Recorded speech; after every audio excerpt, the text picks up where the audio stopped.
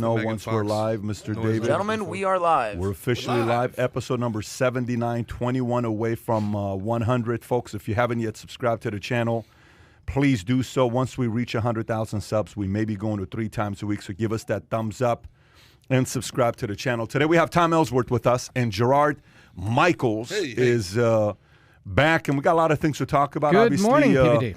The video, got a lot of messages about Trump and Obama getting together. We'll have some updates on that, but we got a lot of other things to talk about. Tom, why don't you give everybody an update on the message you got from American Airlines on gas fuel shortage? What's that all about? Yeah, so I think everybody that has a frequent flyer number, whether you're on Delta, American Airlines, I know Delta, American Airlines apparently sent it out this week, sending out notices saying, hey, there's some fuel shortages. Please bear with us. We may cancel a few flights here and there.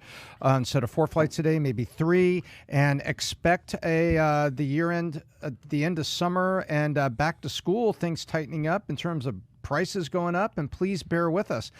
That is not a customer service message. It seemed like a warning that the airlines are preparing for a rough fall. That's what it sounded like. Airlines are looking for a rough fall. Fuel shortages. Yesterday, I'm talking to a guy that runs and fare prices, they said. He runs what do you call it? He builds homes. So what do you call when you're general contractor? General contractor. Yeah, but you know how you come and see the model homes, and then he builds the model home for you. Oh, he's a developer. Yeah, he's a developer. So I said, so how's business? He calls me, says, you know what? I'm so pissed off right now. I said, what are you pissed off about? He says, my main GC that I've been using for the last 10 years. Every time we do a deal together, the property is up. The house is up within 6 months. Today, I'm talking to him. He says he can't do it for me for 12 months. I said, so what are you doing? He said, I got an option number 2 and an option. He says, I called everybody in town. Right. Everybody says 12 months. There's nothing I can do about it. I said, you have no leverage today. I said, so what's your game plan? He said, I'm calling the guy, the GC, to tell him, typically whatever you were charging me, I'm willing to pay 20% more for you to do it in 6 months, because his guy is saying there is shortage. So he's calling the clients to say, look, if you want this thing to be built up, I can do it. But if you want it in 6 months, you got to pay that 20%. So it's a very interesting time right now. It's not just shortage in fuel. There's shortage in a lot of things today. Oh, absolutely. As a matter of fact, PHP, your other business, is doing fantastic. And Yep. what are you doing? You're expanding your headquarters. Just had another CMO. And you're doing the remodel. And you know that I see that in Dallas right in the middle of it. And the contractor said the same thing, and it's situational. Concrete and drywall apparently are near impossible to get in Dallas right now. Concrete and drywall. Not near impossible. Can you raise the audio a little bit? It's still a little low for me. Folks, is my audio low? Just tell me if it is or not. I'm curious, but go ahead. Yeah, and what he's saying is situational. And he was saying the things that need shipping, like there are some lights and some other thing for the ceiling, and we're not ordering custom lights, but he says, look, I can't get things in. I'm trying to get things shipped. He said there's a trucker shortage, which was the similar thing that I saw last night. Network News talking about that the trucking shortages transporting fuel, because fuel, remember, it takes up a lot of space. It's heavy. You have a lot of rail, a lot of tank. He said they can't get it. So he said shipping, concrete, drywall in Dallas, and it's affecting the completion date. Remember, this is supposed to be done midsummer. Now it's not going to be done. Yeah. The new So we'll office see what's going to happen. Well, for somebody that's been in construction, for people out there that don't know, the way that it affects prices is normally the valuation that we all give is 2 parts, 1 part labor. So somebody's going to be more expensive on labor because there's not enough of it that they're going to do something 12 months out. And parts are already more expensive, so you're doubling down on the labor cost actually in that regard, because we don't in construction we don't charge by time. I'm not a $20 an hour employee or whatever, right? It's if the parts of this are $10,000, then I charge $5,000. It's a $15,000 project. That's how you come up with your valuations: 2 parts, 1 part labor. So if the parts are already more expensive, the labor's already charging more.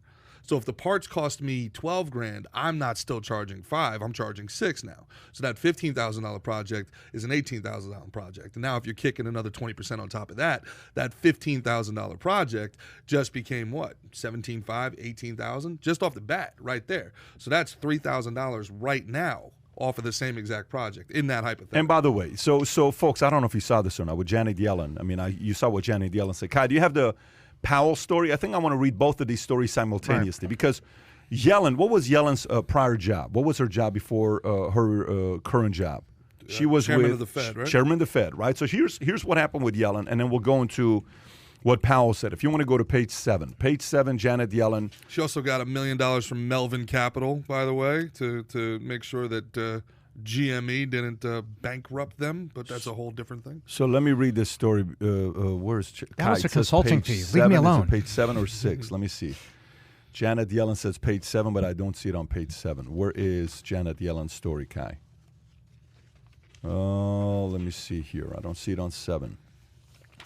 6, right here. Okay, but it Is it on says 7 on page- the paper, just is so it you know on- that, Kai. Is it on right, page let me 9 go with through bad haircuts? There we go. Okay, 6. So Janet Yellen to take extraordinary measures to prevent U.S. from debt default. This is a Newsweek story. Treasury Secretary Janet Yellen says she will take extraordinary measure to prevent the U.S. from a default on a national debt unless Congress acts to suspend or increase the debt limit. She warned congressional leaders in a letter Friday. In a letter to House Speaker Nancy Pelosi, Yellen put lawmakers on notice that the Treasury Department will end at the end of July, suspend the sale of bonds, the avenue by which the U.S. finances its debt obligations. For 2 years, the debt limits have been suspended. Currently, the debt bound by the limits is $28.4 trillion. The debt default has never been permitted by the government. White House Secretary Jen Psaki told reporters Friday, saying the possibility would be a catastrophic event. Yellen said a default would cause irreplaceable harm to the U.S. economy and the livelihoods of all Americans. Tom, what's your thoughts on this? This is a cut and paste headline that every 3 years shows up, and then they just raise the ceiling.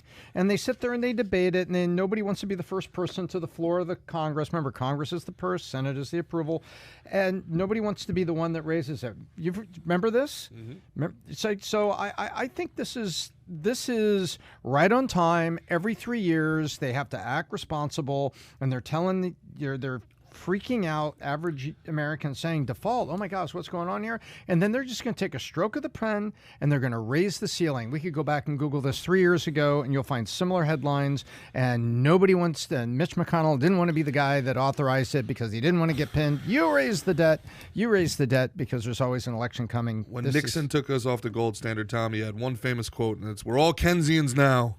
We're all Keynesians now, dude. What? That's the Hal Holbrook quote from the original Wall Street movie. I haven't seen things this bad since that bastard Nixon took us off the gold standard. There you go. Do you remember that? We're all Keynesians, man. So, dude, this is like the fiat currency that we're working off of right now. It's so disappointing, man. Because what did we just get for the stimulus, the bailout? How much money does it cost to run our country right now? They can't run it on $5 trillion. They can't run it on $8 trillion, but it's okay. Let's raise the debt limit, because if we give them $10 trillion of our money, guys, they'll get it. They'll nail it at $10 trillion. I'm sure they'll be responsible on this next batch of stimulus, QE 55, whatever it is, quantitative easing forever.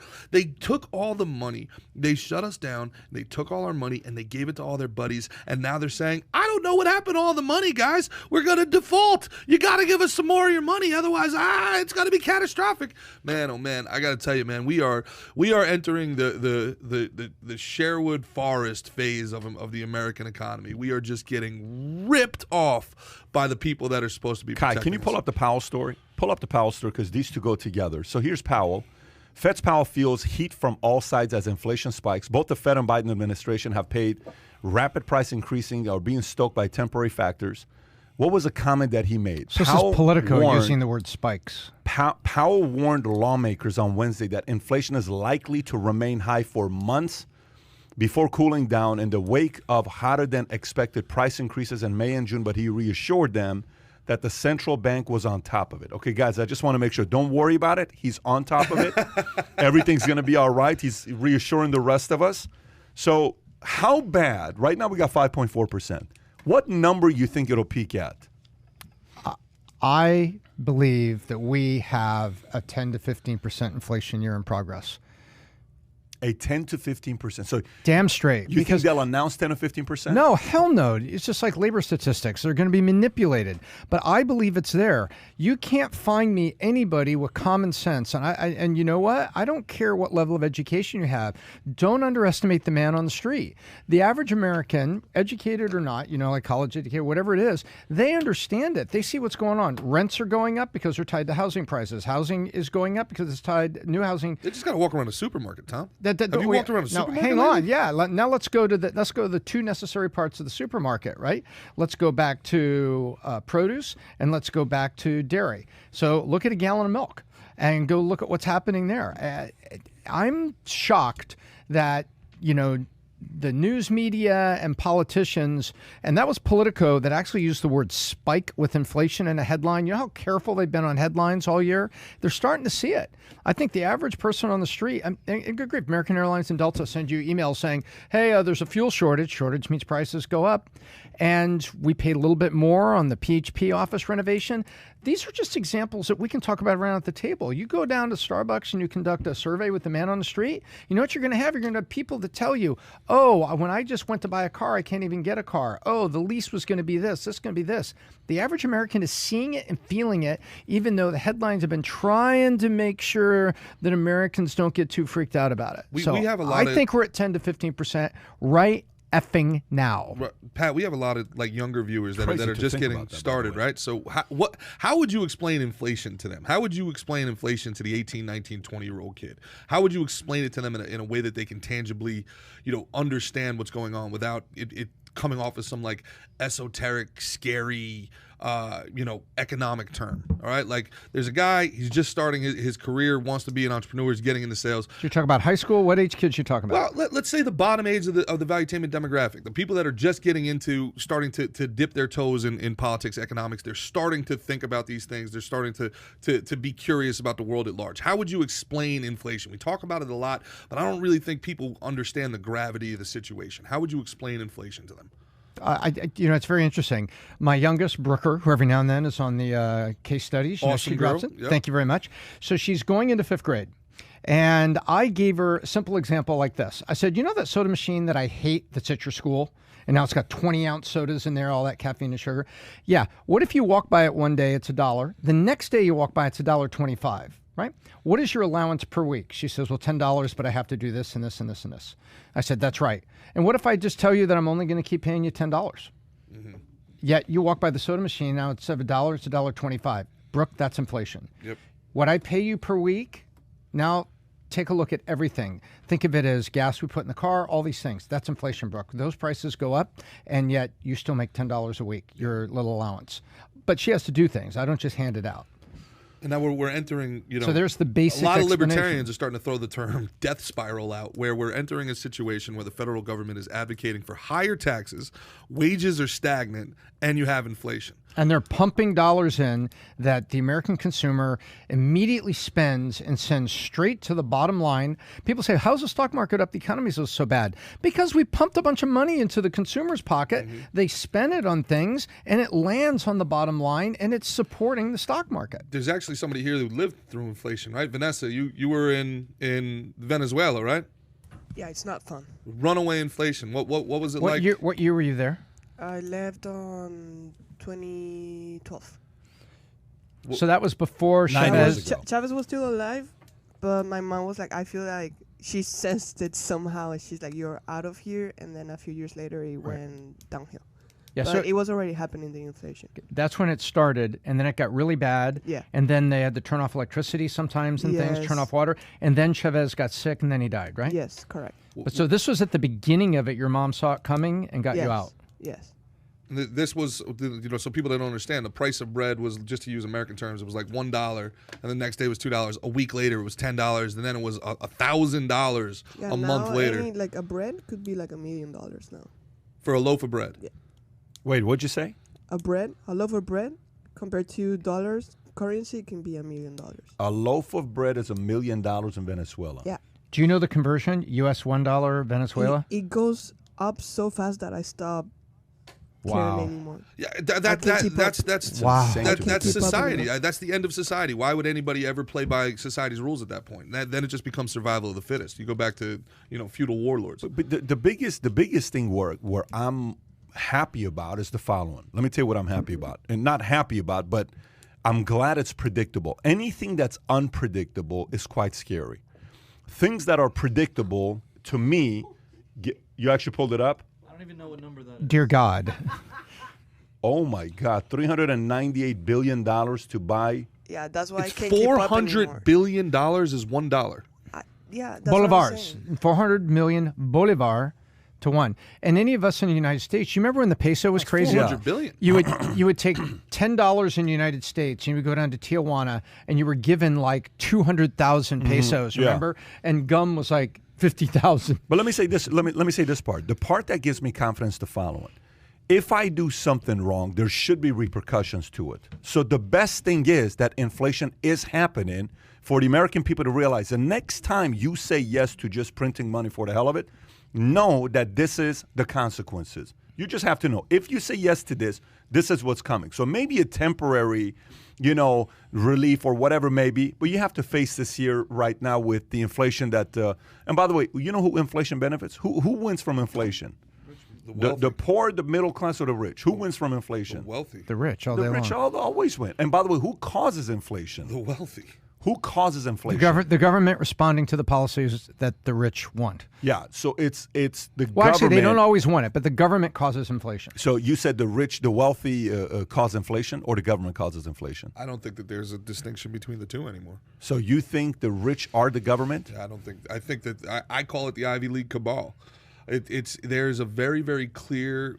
There's a very clear group of particularly Ivy League educated people who they all come from the same schools.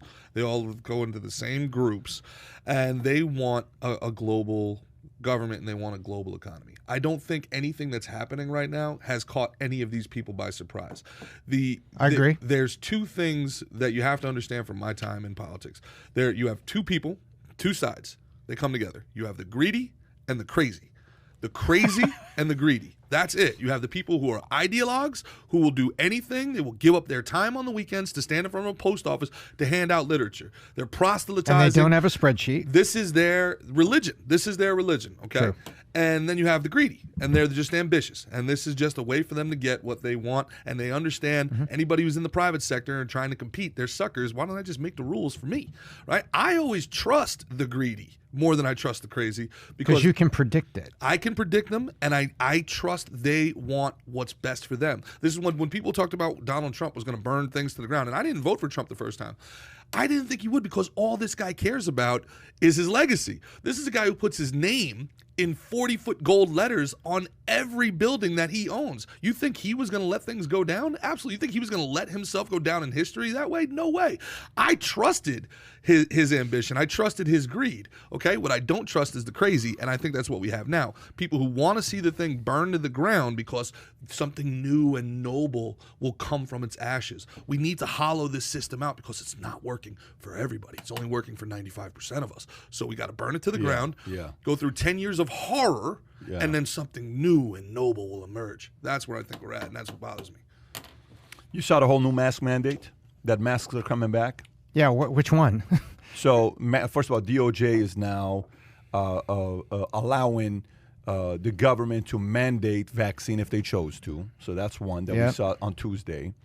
Two, now CDC is saying that indoor, not only whether you're vaccinated or not vaccinated, you're required to wear masks. They're going back at it again.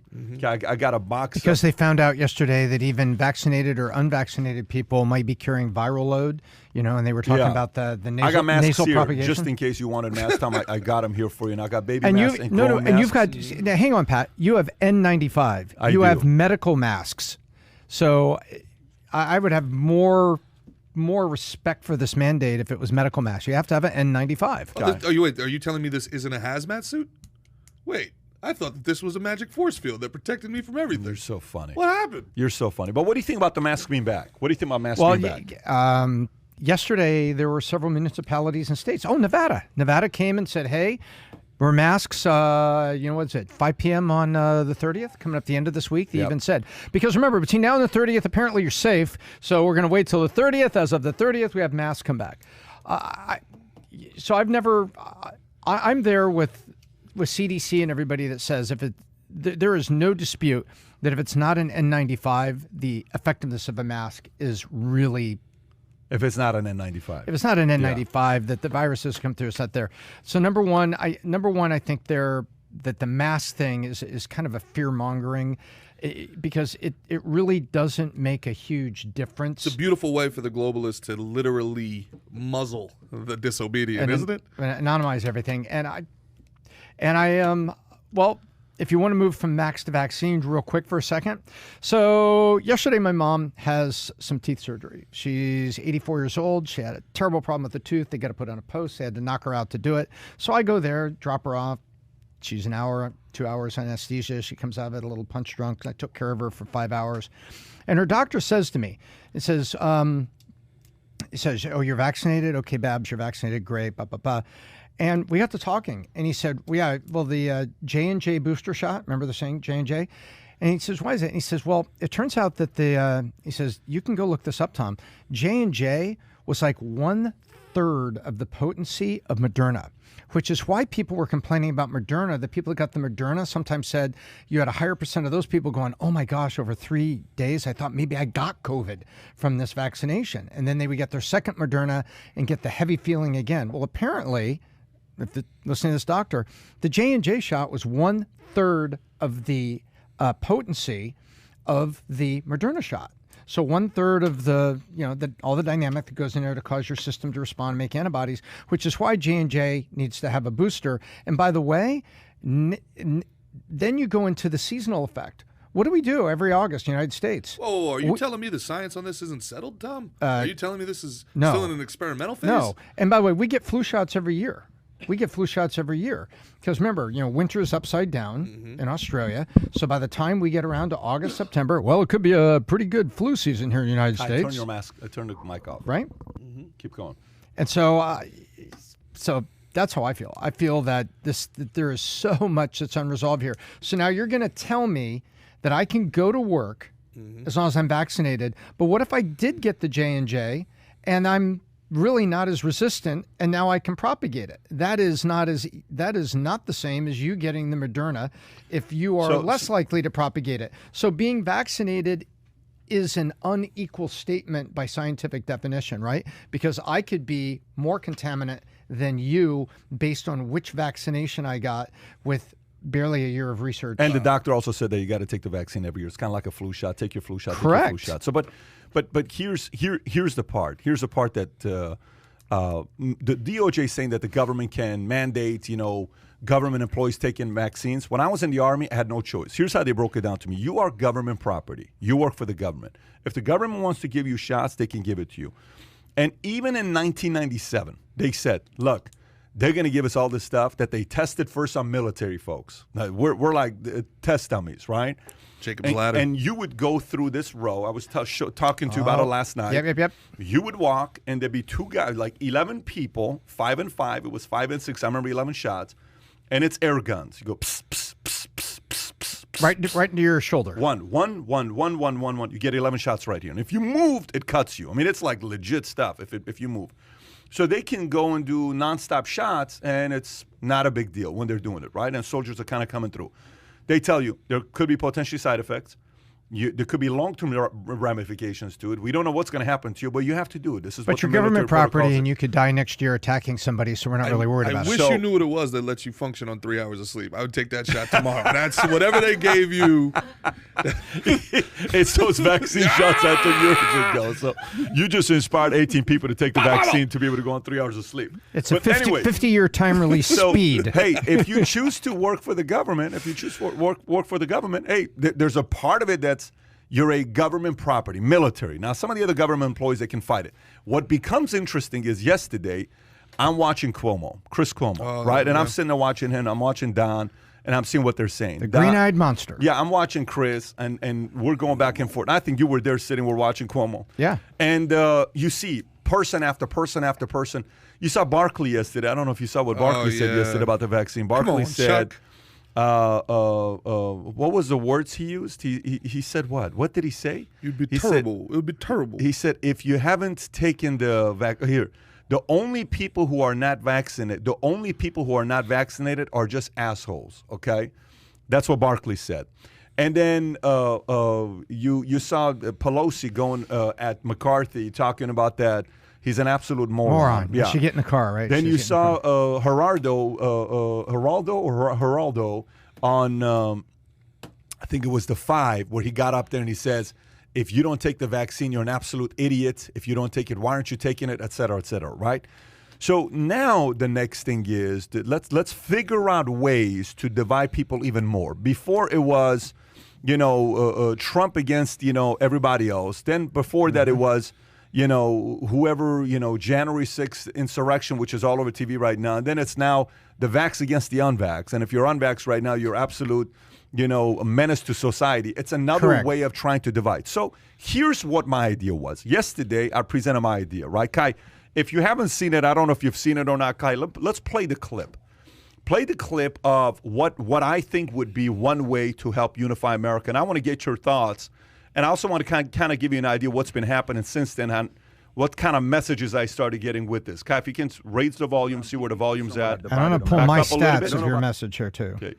And then go ahead and press play. But I'm deeply concerned with how divided America is today. And I think there are only 2 people that can help us unify America, with one of them being former President Barack Obama and the other being, yes, former President Donald J. Trump. And this is why I'm putting $5 million of my own money, $2.5 million to President Obama, $2.5 million to President Trump, to agree to do a long-form interview to discuss ideas with only one thing in mind: to help unify America.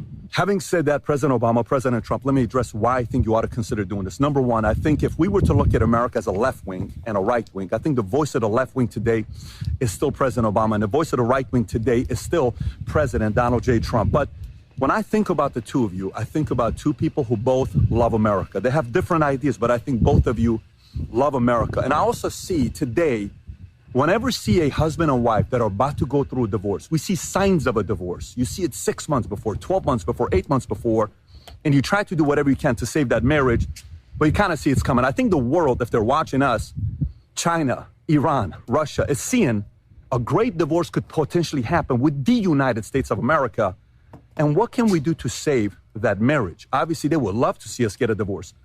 But I think a man both of you admire, Abraham Lincoln, once said the following: "We are not enemies, but friends. We must not be enemies. Though passion may have strained, it must not break our bonds of affection. The mystic chords of memory will swell when again touched, as surely they will be by the better angels of our nature." I don't know if you'll agree with this or not, but I think the world thinks the 2 of you are enemies. And it doesn't make any sense to have 2 presidents of the greatest nation in the world to be enemies. What do you think would happen if the 2 of you sat down together? How would China, Iran, or Russia react to that? Why does this matter to me? See, I have 4 kids. I just had my last kid 2 weeks ago. Brooklyn, Ivy, Beth David, and I'm in the hospital looking at this baby saying to myself, your daddy's dreams became a reality because of this great country called America with the flag behind me. But are your dreams going to become a reality? Is this the same thing as it was 42 years ago, 22 years ago? I don't know. I'm going to do my part. I can't run for office, but I'm going to do whatever I can to unite this great nation here. So if you're watching this, and if you agree to this, I would love to schedule the time. And folks, if you're watching this and you want to see this become a reality, share it with everybody you know. By the way, if you're watching this, I'm curious. I'm watching the commentary right now. Put a thumbs up if you'd like to see this. Not whether you believe this could happen or not. Put a thumbs up if you'd like to see this. Put a thumbs down if you don't want to see this at all. You don't think it would do anything to help reunite America. Gerard, your reaction to something like this if it were to happen? Well, first of all, you're welcome for the usage of my backyard there. No beautiful rent or place anything you got like there. that. I got to tell you, Yeah. beautiful home. I appreciate that. It's fine. We had the cabana open for you. What do I think? I think a discussion, not a debate, an actual discussion between these 2 folks on how we got to where we are, and really just focused on solutions of how we can get forward past this, would be the greatest thing to ever happen in the history of American media. I cannot think of any time in my life that 2 opposing factions sat down and one took accountability for how we got here, because they both have a hand in where the nation is right now, and then proposed solutions going forward. It's like getting 2 gang leaders to the table. The only thing that I could kind of think of was back in the day when I was young, and this is something a lot of people aren't going to know about, but it's part of my Irish heritage, so we were aware of it. It's when Clinton got the Crown and the IRA to sit down together and say, look, we got to stop blowing things up in Belfast. We got to stop putting bombs in garbage cans in London. Right. And that the whole Ulster question. That had a massive effect on the world. The EU doesn't exist today without first that domino of falling. Right. So I think anytime there can be a détente, anytime that there can be communication between two warring factions, and make no mistake about it, the left and the right, the politicians in D.C. are at war with one another. Make no mistake about it. Anytime that they can sit down and talk and walk us all back from the brink, I think it's a necessary thing. And are you really going to put $5 million up for this? For real? $5 million. For real. Is that's not a gimmick? Like 100%. Man. 100%. $5 million. Why would I say to not do it?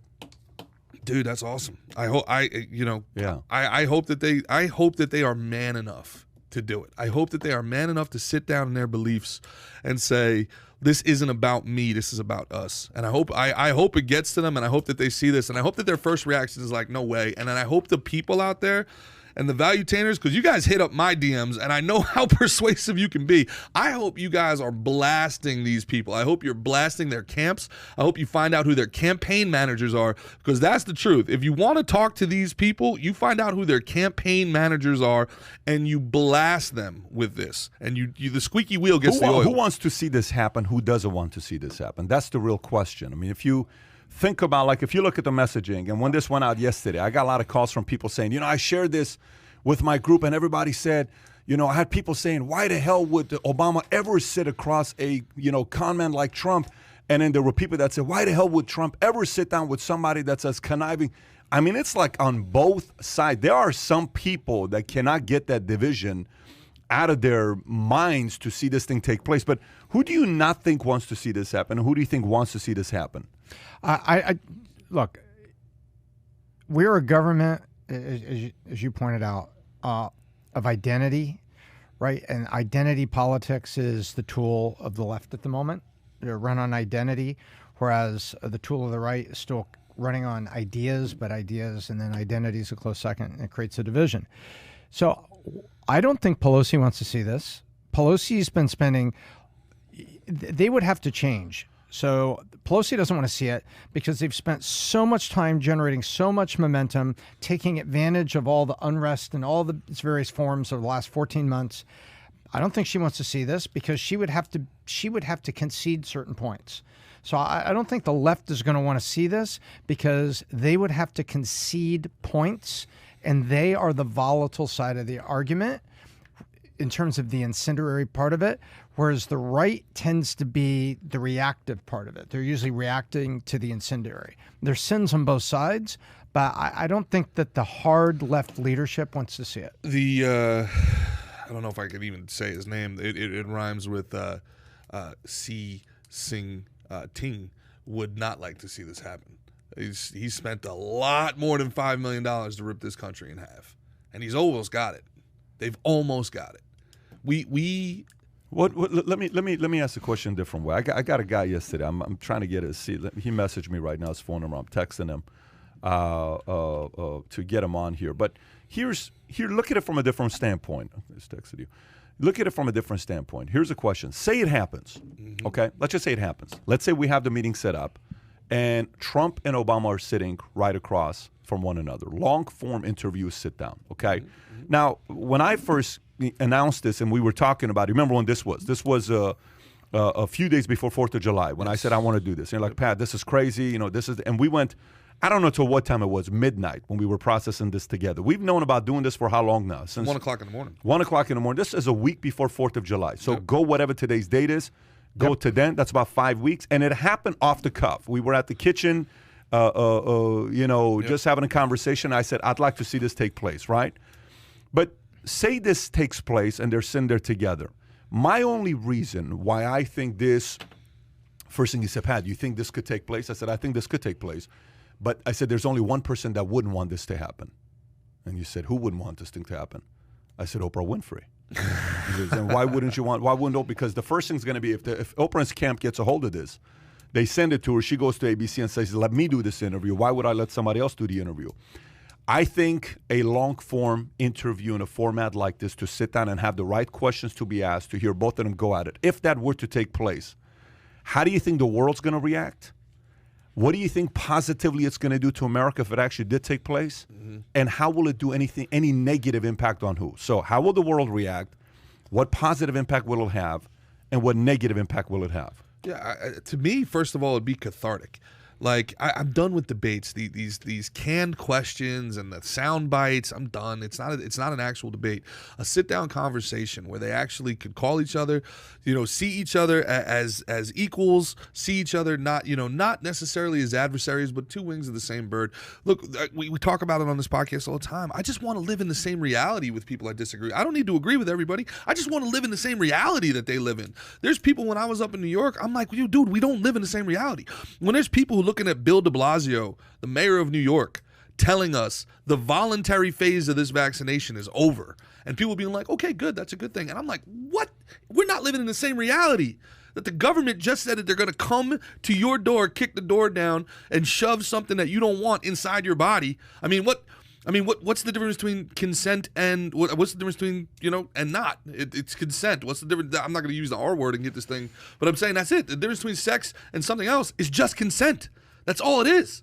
So now these guys are going to take your body. They think they own you. The government does not own me. The government does not Stay own on this me. topic. Tell me about this topic, though. How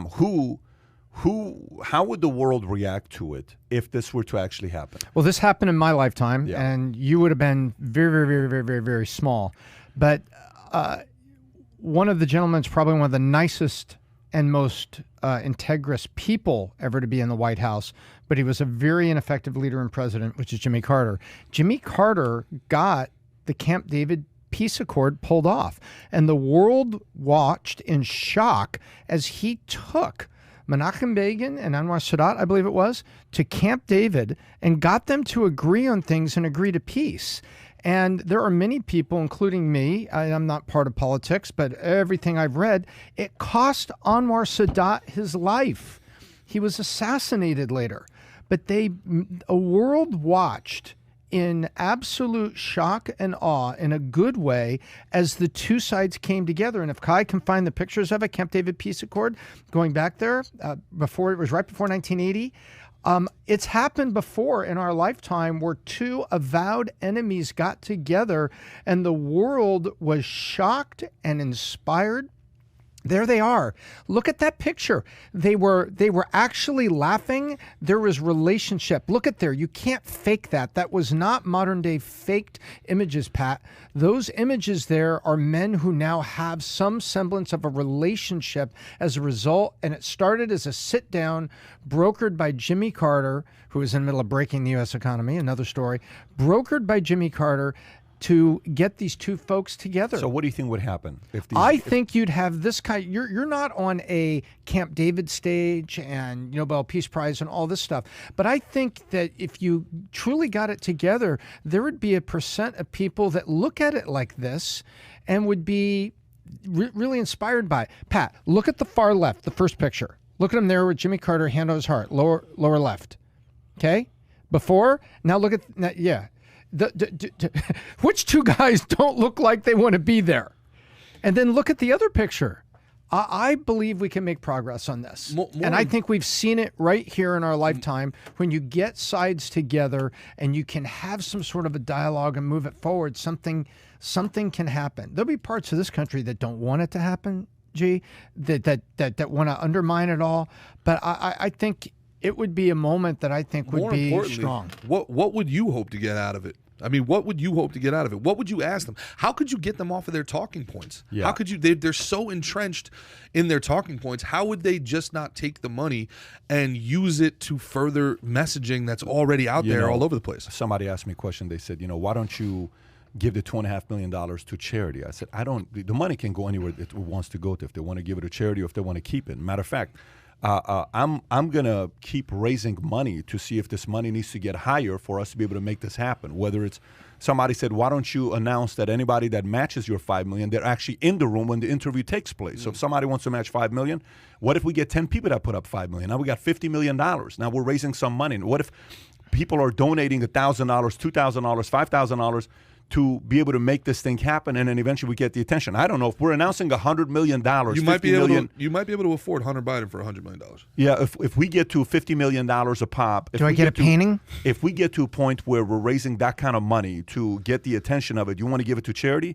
What do you want to give it to, President Obama? You want to give it to Illinois to help some kids out? Great. Hey, President Trump, you want to help some of the guys out in the Do what you want. Do what you want to do with it. Yeah. Yours, charity, whatever it may be. Here's what I do believe. I believe this is going to happen. I fully believe this is going to happen. Fully believe this is going to happen. The only thing with this on whether it's going to happen or not is whether people want to see an Oprah Winfrey do the interview or if people want to see a podcast do the interview. That's the real difference. I'm willing to go raise the money. I'm willing to have that money being brought up. I've sat in a lot of different conversations in my life where people who didn't want to talk to each other. And I've always seen 99% of issues that you have will be resolved when you face off with each other. Because at the end of the day, even the person you can't stand the most, if you spend a few hours with them and you talk, you'll eventually realize we have a lot more in common than we actually think. In common. Right. If you actually think about how many things Barack Obama and Donald Trump differ in, how many things you think it is? How many things is it? Say stuff that they fully disagree with. Is it 1,000 things? Is it 100 things? Is it 50 things? It's probably nuance within those things. But what I'm saying to you is how many things you think it is? Is it family? You think neither one of them value family?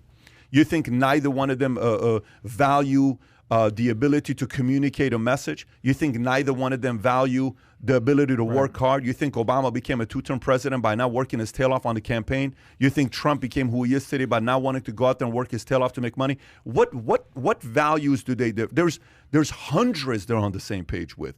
The idea becomes, let's identify what the two of you guys agree with. What are some areas that you disagree with? And how do we get here? And what are both of you willing to commit to? You chose to go into public service. Nobody encouraged you to go into it. You chose to go into public service. What do we need to do to bring this thing together? Because at this point of the game, it's no longer about, whether America is going to be the greatest country in the world forever. That's not what it's looking like right now. You got countries like China that are catching up. You got countries from many different places that are not intimidated of America like they once used to be. I think if they sit down together and they go from one state where we're talking and asking some questions about how we got here, and then it gets to a point where I just pause and I say, can you guys just talk, the two of you, and we're going to watch? What questions do you have for each other? I think there's got to be an approach where they talk to one another and then we ask the questions and then see where that goes. But I can tell you by the time it's over with, if it's done properly, the world's going to look at it and say, this is not good. Because if it becomes them against the world, this is not a good thing if it becomes them against the world. Could that happen? Could it not happen? I don't know. But when a lot of people say it's a terrible idea, one guy said it's a narcissistic idea. I have no idea how this is a narcissistic idea to come up with this. When you think about an idea, I got people that said, I don't know why nobody else thought about this before. I don't know why nobody else has announced this before. Well, the reality of it is, if we can unite, is America worth uniting? The answer is what? Of Hell course. Yes. If it's not, then you give me your alternative. If somebody says, terrible idea, what's your idea? What do you suggest doing? Somebody said we should put all the media heads on a yacht, send them out there and, sink the ship. You had somebody on Twitter that said this. People are making some of the most, random comments about how to go out there to help reunite America. In a situation like this, if you don't think this is a great idea, I'd like to see other people propose their ideas. By the way, the odd example, Harry Truman said it, right? You've been to the Capitol. They have those enormous statues at Statuary Hall of the Capitol. Well, apparently once upon a time, those were all right above the Senate building, and they noticed cracks in the ceiling. And they told Harry Truman, says, yeah, we can't do something at the Senate today because they're up there moving all the statues around because they're worried that all these statues are going to come through the ceiling. Yeah. And he said, don't move the statues. Someday those statues may do a great service to the American people. And it's kind of put them all on a yacht and sink it, right? I'm with Pat, right? This is the classic example of America is a family in a car, Pat. Where do you want to go for dinner? I don't know. Where do you want to go? I don't care. Well, if somebody doesn't make a decision, we all go hungry. And I think if you don't like this idea and you don't want to do it this way, how do we want to do it? Because we got to come together, and we have to get a unifying force. And you know what's really funny? The further and further and further that you usually push citizens apart, you usually have an anti-government fracture. You usually will have a fracture on both sides. The farther and farther you push people apart, and the most dangerous thing for a politician is one thing. It says a suddenly unified populace. And it's dangerous for power. I'm not talking about death and, overthrow the government or coups. It's dangerous for shifts of power because you get things like the Great Depression. You get things that happen. And the most dangerous thing for politics status quo is a unified populace spurred by a crisis. All right. So when they all, regardless whether you're liberal or conservative, are trying to figure out how to pay $10 for a gallon of milk. Exactly. When they have nothing to eat, so they eat the top. I get it. But I would love nothing more than to see this. I would love to see this. But let's be real. If I'm working in Obama's camp, why am I ever? If he's like, all right, what do you guys think I should do this? Now he's thinking I should sit at that table because I'm gonna talk circles around this guy. He probably saw the debates and was like, I would have destroyed this dude in the debate. He wants to smoke. Obama wants to smoke. Every single person in his camp is going, dude, what do you benefit from this? You don't have any office to run for. Trump is still up for re-election. Trump, this makes all the sense in the world. If I'm in Obama's camp, I'm like, what is this fight for? Yeah. You gain nothing by doing this. You can gain nothing, you can just lose everything. Why would you even sit at that table? He doesn't need the money, Pat. Right? He has all the followers in the world. Hang on. 3 years from now with inflation, pack of Salem's could be $2.5 million. I could use a little loose change. It was okay. It was a little Elvis, but it was 50-50 there. You should have led with a. Let me be clear. I think there's more. I think there's more idealist inside Obama than react. What's the pitch? I don't think the money's the pitch to Obama. What's the pitch? I think Obama still appreciates and wants relevance. It's got to be bigger than that. I don't think that's what it is. I think Obama. I think what you said is one. I think to Obama. You think relevance and legacy matters to him? I think he may be the coolest cat we've had as a president I've ever seen, minus Reagan. Remember what I said. I didn't say policies. You ever seen Obama lose his mind? Have you ever seen Obama flip out? Smooth. Maybe 4 times, 5 times the entire 8 years. I don't think I've ever seen him. I don't think I've ever seen Obama angry where he snaps in a way where some of these other guys have snapped. I don't think I've ever seen any time that take place. Obama doesn't, if Obama wants to do whatever Obama wants to do, Obama's at a point right now, young guy, he's still got a lot of living to do. He's going to stay relevant. He can do whatever he wants to do. People are going to want to participate. Huge 60. Yeah, so he's not even 60. You got to remember Chat's that. going crazy about it. Yeah, I don't think he's sitting there worried about if he's going to get another project. This has simply got to come from a point of, okay, I've done what I've done, but can you imagine, because think about it this way. The whole story of Lawrence Miller, the book, Barbarians to Bureaucrats, that every society goes through a few different phases. You got the prophet, you got the barbarian, which prophet in this setting would be who? The founding fathers. Barbarians would be who? The Industrial Revolution, the soldiers that went out there and they fought for freedom. Okay, that's not him. Lincoln and Teddy Roosevelt. Builders and the Explorer. You put Rockefeller, J.P. Morgan Chase, Carnegie's. That's the builder and the explorer. Then you got the administrators. Administrators are who? The lawyers. Let's put some laws together, right? Really starts with Eisenhower. Right. So then you got, so that's taxes, 1913, right? 1906. That's when SEC, you got all that other stuff that comes in 1913. Taxes Federal income tax starts at the end of World War I. So then after that, you have the bureaucrats and aristocrats. That's the last phase. And you know what happens when you get the bureaucrats and aristocrats? Madame Guillotine. Then comes the fall. We are at the bureaucrats and aristocrats phase. Here's the part. If President Obama wants to be known as the synergist that brought it together, if Obama wants to be known as the synergist, there will only be one in this area. There won't be 6 synergists. If you want to be a synergist where you bring it together, you have a level that you go to that you're in a league of your own. That's all there is to it. Because right now, So- his legacy is one of division. There's no way that he can. A lot of people will say that, but a lot of people will say that about Trump as well. You can't just say it on one side. A lot of people will say the To legacy me, on both they're sides. mirror opposites. That what I'm trying to say is both of them will be able to say, look, set aside the money. I don't even care what you do with the money. I want you to give it to the following charity here, but, et cetera, et cetera. Great. Hey, maybe they'll even contact me and they'll say, if you get to $200 million, we'll do it. I'll go raise the money. I don't have a problem with the money. Whatever the number is, we'll go raise the money if they want to happen. And maybe we'll even do this that it's official. We're doing and we're going to give the money to whoever the charity may be. We'll pull that off. That is not a challenge to do. But a synergist is a permanent legacy that will be talked about for hundreds and hundreds of years. That is a very, very unique place to be. Bring it to the lowest level. Bring it to the lowest level. Let's go to the lowest level, okay? People are texting me right now saying, Pat, I will put $500,000 right now. I'll put $250,000 right now. These are friends of mine that are business people. Say, this guy, I will put up $100,000 right now for that interview, okay? So that's individual chats. What's happening here? Who's putting money on us? I don't know what's going on here. Let me go back to my point here, Tom. So to go back to this thing, synergist. Synergist. Yeah. So okay, go back to your family. Go back to your family.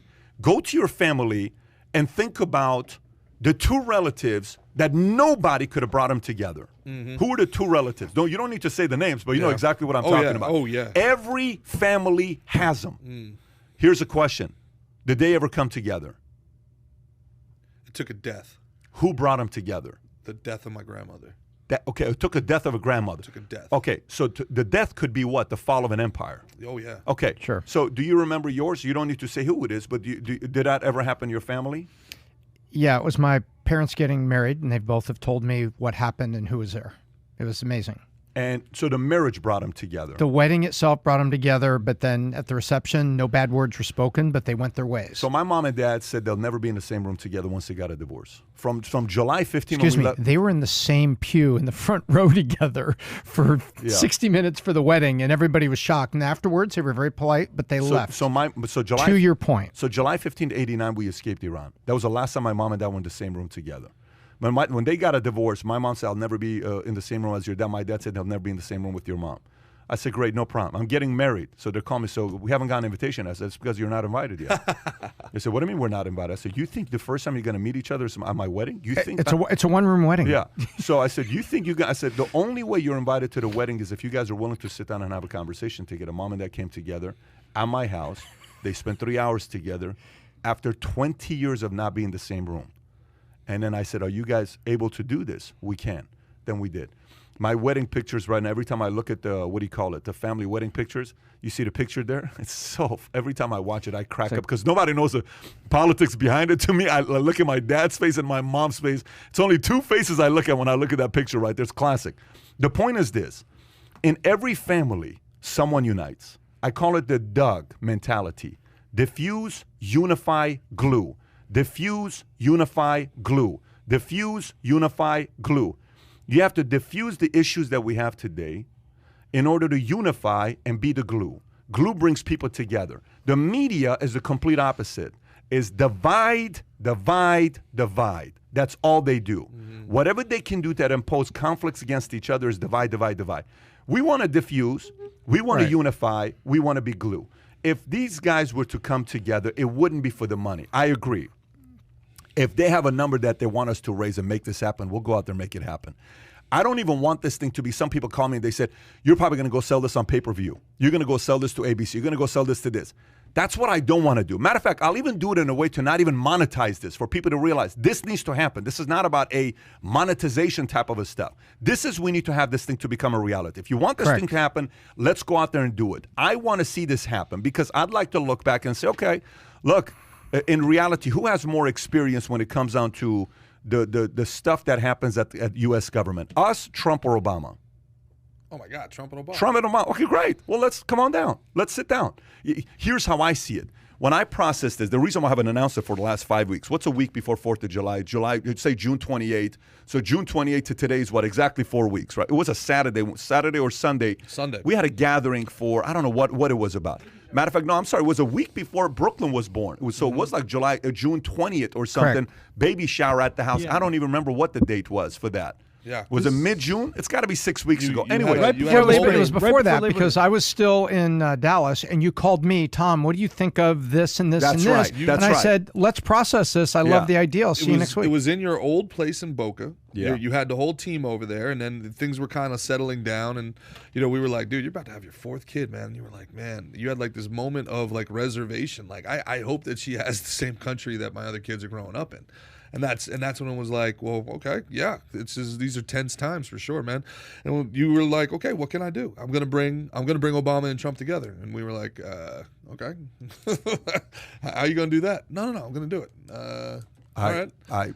I thought about it, and here's what I thought about. So if this happens, China's going to have a few steps back to take. Okay. Number 2, you know what I'd like to see happen with this. First, we do the discourse, the civil discourse for them to go back and forth. I think neither one of them is scared of the other one. Oh, no. I think Obama's up for it, and I think Trump is definitely up for it. I think neither one of them is sitting there saying, I will never. I think it's more the only reason this I think one Obama happened. talks circles around Trump. In I this think environment, by the way. I think the only people that will not make this happen is the people around them. It's the only people. I think Trump wants to do it. I think Obama would love to do it. And I think, what I'm most excited about this? Here's what I'm most excited about this. This is what would make my day if this were to happen. Say they come down, they have a conversation together.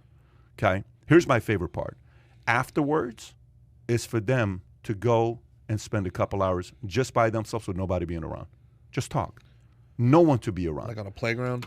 No, Like no, picnic and I'm table? being serious right now. No camera, no audio, no nothing. No fan base, no advisor on your side, no advisor on the other side. Just the two of you talk. Sometimes you got to talk by yourself to the person that's your enemy and just sit down and say whatever the hell you want to say that's not on camera. What do you want to tell them? Talk to each other. I see that being way less likely than the actual. Well, hang on. I don't No. I don't see it less likely. Let me interrupt. Yeah. Go back and look what happened to Camp David peace accords. They took a break, and without their handlers, they were all going to take a break and just go amongst themselves. Carter over here, Begin over here, Sadat over here. But Begin and Sadat took a walk through the woods. It's not really woods, it's paths at Camp David together without their handlers and without the media. And they say that there were breakthrough elements on that walk, and it was away from the cameras. Pat, I don't know if you've been studying this or everything, but what you're saying, history shows it's correct. History shows it right. A little time together, one-on-one, would facilitate, and it happened. I don't think that it wouldn't. I just think I can't see the handlers letting it happen. I can't see the teams letting it happen. We live in a time, guys, Build Back Better is everywhere. But a year before they broke it, they're going to build it back better. They're the ones that broke it. But they're the ones that would do it. They're the ones that would do it. If there's any two people that would do it, it's the two of them. Like, it's like go play a round of golf with nobody, just Secret Service outside, but nobody can hear your conversations. Go spend a couple hours together. What does the world do if they see these two guys golfing 18 holes, 9 holes? They've experienced something only 40 other people on Earth have ever experienced. That's it. 43 other have experienced. That's it, yeah. right? So, yeah. So absolutely. But at this point, again, this is the part. Does Obama think for himself, or is he afraid of what other people tell him what to do? You think Obama's going to be the person that's going to say, hey, don't say that, Obama? And Obama's like, okay, I'm not going to say it. I think there are elements of that, yeah. I don't know. I disagree. I think Obama knows what he's all about. I think Trump knows what he's all about. As far as maybe some things that will not work in the campaign, I agree. Don't wear this tie. Wear this, that kind of stuff. Of course, he's going to okay, you're the expert in this area. You think someone's going to be able to say, hey, don't say that policy or this or that, or, okay, I'm so sorry, I'm not going to do that. I think he's going to do what he's going to do. And I think Trump's going to do what Trump's going to do. Heck, we know when he was president, nobody could tell him what to do. Some of the stuff he would do, you're like, that was not a good move right there. You think if Obama was completely autonomous, he would have extended the Bush tax cuts? I don't think so. If Obama was autonomous, would he have completely extended? autonomous, would he have extended the Bush tax cuts? But that was a part of his message. He felt the solution was to raise taxes. He felt that was the solution. Yeah. So he extended the Bush tax cuts. So what I'm saying is I don't know if I see Barack Obama. I see Donald Trump less this way, but I see Barack Obama more as the front man of a team than as an individual driving force. I don't know. I see it differently. I see he's at a phase of his life. Did you see his interview with Letterman? Did you see his interview when he did with Letterman? Have you seen some of the stuff that he's done after presidency? I've seen all his work.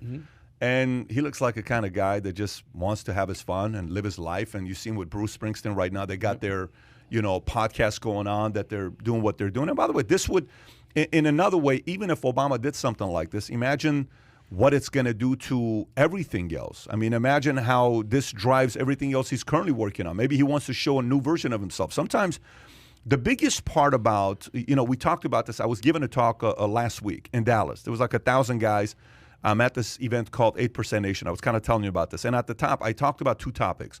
And I gave the story of Jane Elliott that Tom shared with me, the story of the 3rd grade teacher. And we talked about propaganda and gaslighting. One of the things I talked about is I said, if you're not too careful, like in high school, in junior high school, what was Gerard's reputation? What did 50 other kids think of Gerard? Gerard was who? In junior high school? Junior high school, 8th grade. Who was Gerard? A little chubby kid, got bullied, and was good at sports, but pretty shy. And, okay, there you go. Let's stay there. Yeah. What did kids say about Tom Ellsworth in 8th grade? 3 things. What? You joke too much, you talk too much, but you're a smart guy, and I want to work with you on projects. Okay, perfect. Go to senior year. What did they say about Tom Ellsworth? What did they say about Gerard in senior? That dude's the man. Really? Seriously? Yeah. Okay, so you went from 8th grade, shy kid, chubby, decent athlete, but football freshman year changed everything. But weight room, my whole body changed. Senior year, he's the man. 3 spot. Senior year, who were you? Yeah. Senior year. People knew I was really smart. I still joked a little too much. I still talked a little too much. But people said, you're going to do something. Okay, now go to 30 years old. What was your reputation at 30 years old? Matter of fact, just go to 25. You graduated from college. What are you doing at 25? What was your reputation at 25? It was my last year in the minor leagues. It was probably somebody that was hanging on to a dream too long. Probably somebody who was staying at the party too long. Okay, so that's 25. Yeah. Were you fun to party with? Did you have the reputation? Probably too much, yeah. Okay, Tom, 25. What was Tom's reputation? So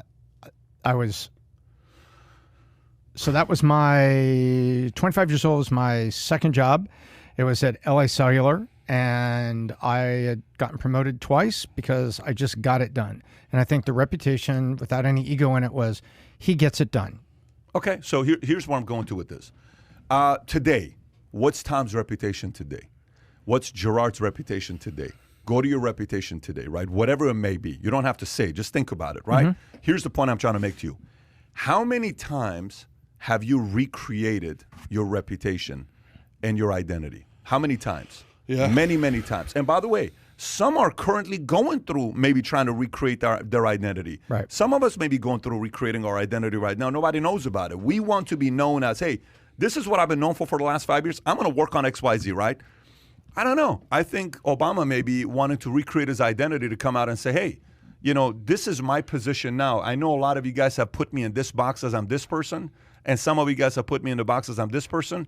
But I kind of want to recreate my identity. This is who I really am at this phase of my life based on the experiences I've had. Mm-hmm. That's what I foresee. If this were to happen, it would be because I'm not who any of you guys think I am. There's a part of me of who I am that you think I am. Yes, that is who I am. Mm-hmm. But there's a part of me you know nothing about. I am at this phase of my life, and I want to be known for ... And a synergist to me, I don't think... The book Power versus Force. You ever read the book Power versus Force by David Kai, can you pull up Power versus Force chart? Pull up Power versus Force chart. Yeah, the rainbow triangle. Yeah, if you pull up Power versus Force's chart, go to images. So this is what he talks about in this book. It's a powerful book, by the way. I read this 20 years ago. If you can make it bigger so everybody can see it. Okay, there you go. Lowest level of where to be is shame. Okay, this is a level of consciousness. It goes from shame to guilt to apathy to grief to fear to desire to anger to pride. First level of consciousness where you're actually becoming a leader and living a bit of a freer life is courage. Then it's neutrality. Neutrality is you can entertain opposing conversations. Then you're willing to have a conversation. You're willing to be open to it. Then your acceptance of people. I accept the fact that you're different than me. I accept the fact that we have differences. Then it's reason. You have the ability to reason. Let's reason an issue together. Then it goes to love, joy, peace, enlightenment, right? A synergist is love and above. A synergist is love and above. You want to be a synergist? Let's make this happen. You want to be a synergist? Let's make this happen. I think in this year, if you look at Trump or Obama, you'd probably put Trump in what level? What level would you put Trump? What level would you put Obama if you put it there? Okay. Trump somewhere between pride and courage. Okay. Obama? Acceptance and reason. Courage. Yeah, and I'd put them in the same place. So both in the same place. Yeah. Okay. Maybe some may say Pride and higher, some may courage. say lower. But the point is, if you want to get to the next level where your legacy say, this guy reunited America, I think that's a long time. I don't think it would take a lot of courage for him to sit down with you or Trump. I think that's something that he would welcome. He would want to do. The courage is standing up to his team. That's going to tell him there's nothing in this for you. And more importantly, Barack, there's nothing in this for us. There's nothing in this for He has to love our America power. more than the DNC. He has to love America more than he loves the DNC. Oh, I don't know if he does. I don't think he That's does. the question.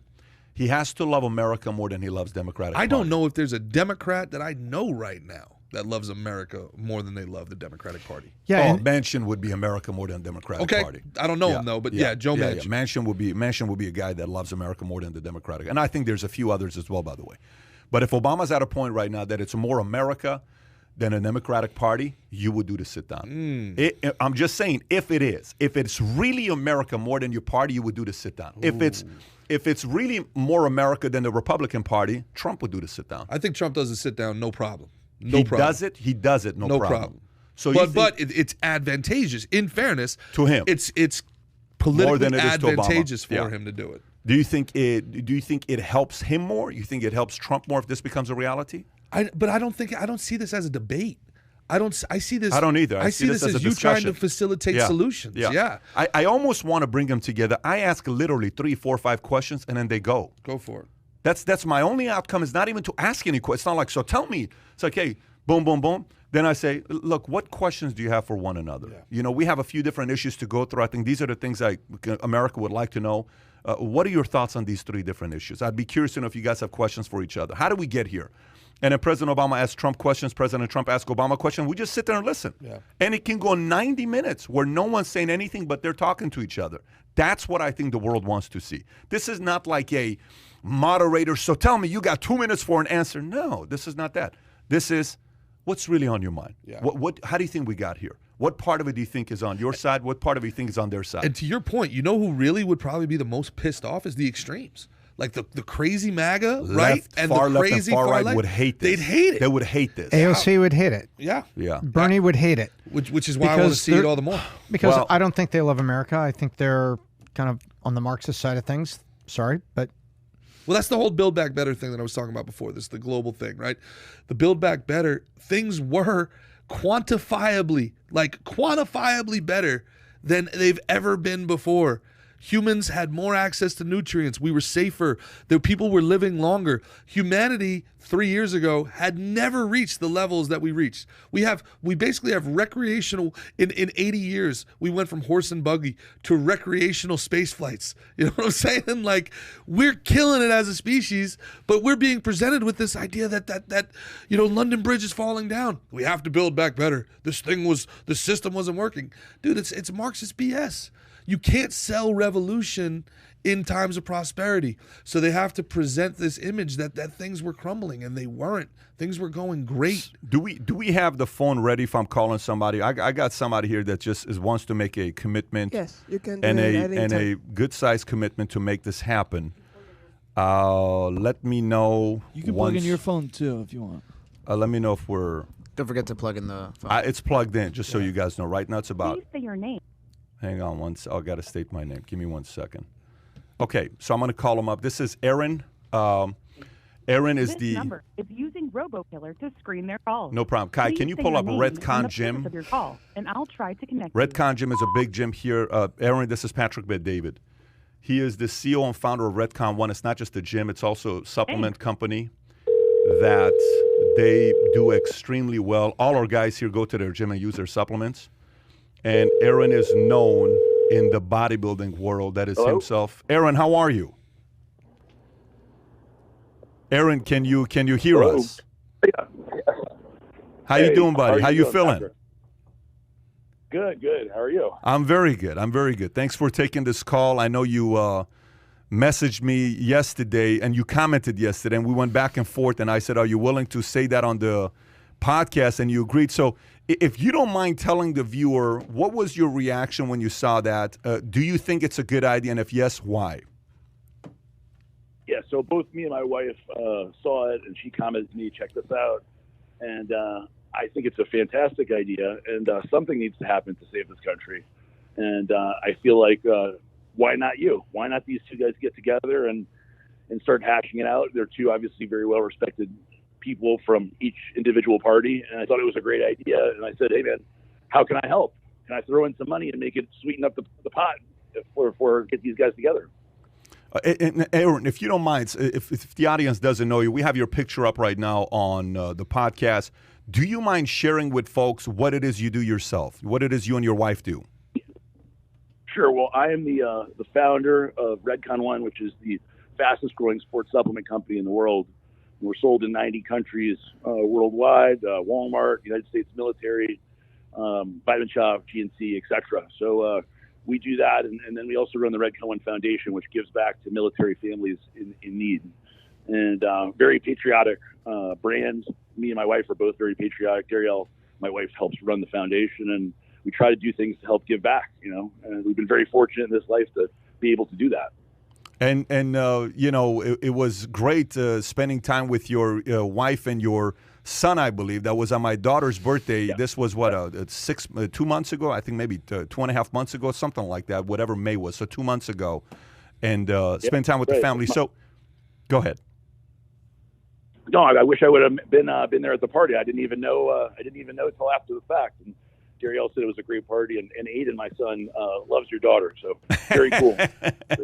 Last night, my daughter comes, and my wife sends me videos, and my wife's recording my daughter. She's sending me private videos about this guy she met in school, and she says the name, and my daughter starts turning red, and he says, I met this guy, and we like him, and I like him, and he likes me, and I come home last night, I'm like, so, Senna, tell me about this guy you met, and I give the guy's name.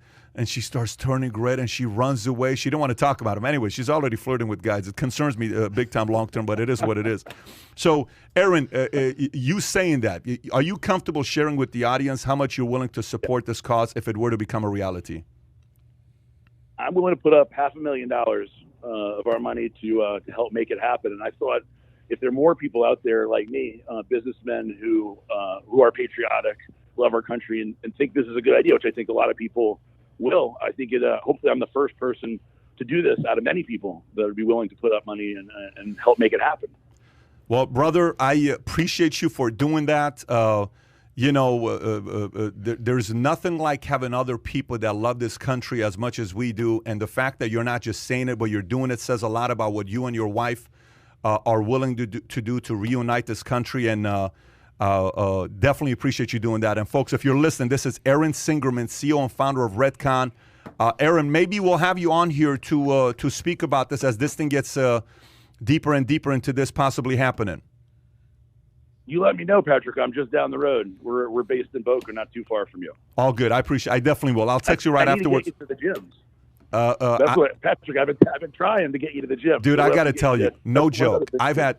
By the way, for full disclosure, I am not a fan of protein bars. I'm not a fan of these things. I've had all of them, and I eat it because I'm forced to eat it, or protein drinks. I drink these drinks because I'm forced to drink them. Your stuff tastes amazing, and I'm being dead serious, guys. Your stuff that you sent tastes amazing. I got 30 employees here, 35 employees at the Valuetainment Media. I don't know how many of them go to your gym, but that's all they talk about when they go to your. They swear by Redcon. And I'm going to tell you this on camera, on the podcast. I'm going to come stop by your gym. Today's what? Today's Thursday. I'm going to come stop by your gym within the next 24 hours. I'll come to your place and check out your gym next 24 hours. Let me know, and I'll be sure to be there to roll out the red carpet. The gym is a passion project, so it's for fun for us, and you'll see, you'll get the feeling. Brother, I'm looking forward to it. I am looking forward to it. I'm going to text you. I'm looking forward to it. We'll go together. Thanks, buddy. Right. Appreciate you, Arron. Brother. Take care. Bye-bye, bye-bye, no bye-bye. $500,000, okay? First $500,000 we got right there. So now it's no longer $5 million. It's $5.5 million. And I got another one here. Alfred, I am calling you here.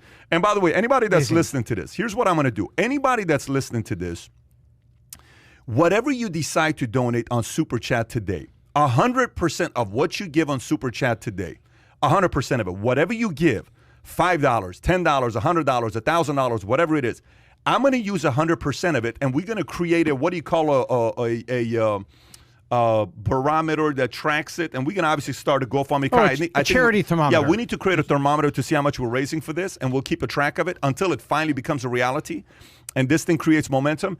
And so whatever you give on Super Chat today is going to go to this. And FYI, if it doesn't end up becoming a reality, we will figure out a way to give it away to a scholarship or a charity, and we'll make that announcement exactly the dollar amount that we raise.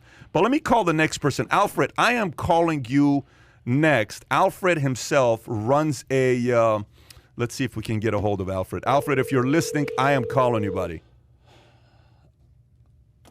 I am ready to make a donation of 400 billion bolivars. So buck is what you're willing to do. From, Hey, Your call has been forwarded to.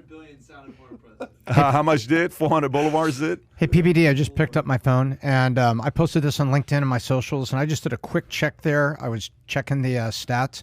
Right now, I'm running this morning. It's on fire, and it's running 25 to 1, 25 to 2 on the likes, dislikes. People that want to see this happen? That's correct. 25 Alfred, to 2 is the ratio. What's up, man? How you doing, buddy? Good. How you been, brother? I'm doing very good. So where you are right now, it's 7:25 California time. Alfred, can you tell everybody what business you're in and what you do? Oh, man. 21 years we're in transportation, build a platform for transportation. And how many loads you guys do per month? How many loads you guys do per month? How many branches do you have? How many employees do you have? Give us optics, or else I'm going to tell everybody how big you guys are, because I think people need to know. We pretty much move approximately 1,000 trucks a day. A day? A day, yes, somewhere on there. And we have about maybe 3,000 to 4,000 sales guys around the world moving freight here. That 3,000 to 4,000 sales guys around the world. Okay. Top line revenue shy of $500 million. Alfred, what do you think about this idea of getting President Trump and President Obama sit together? Man, when I heard it was unbelievable. Honestly, I can't even believe you even thought about that. I think obviously, you and I being immigrants coming to this country, understanding the values and how amazing this country is, and definitely want to be part of the solution, no question about it.